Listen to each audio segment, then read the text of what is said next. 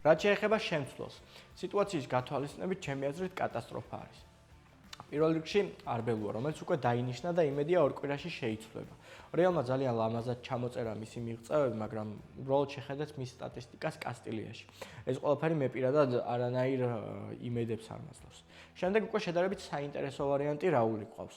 რაულის მიღწევების არაფრით განსაკუთრებული არ არის, მაგრამ მაინც საინტერესო ვარიანტია, იმიტომ რომ შეიძლება რაღაც ერთგვარი ზიდანის ვაიბები წამოიღოს და მხოლოდ ლეგენდარულობის ხარჯზე რაღაც შედეგი დადოს.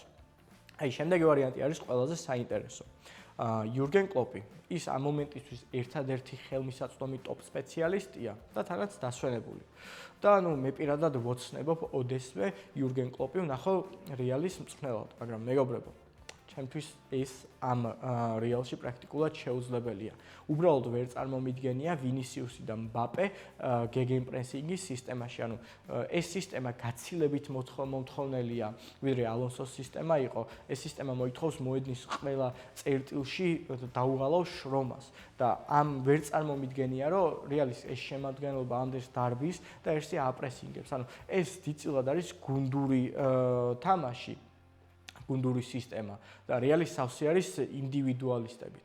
ანუ ერთადერთი წარმომიდგენია ის, რომ კლოპს ეს ყველაფერი ძალიან კარგად ესმის და არის შანსი, რომ კლოპი რეალში მოვიდეს ახალი ფილოსოფიით და ეს ძალიან საინტერესო სანახავი იქნება.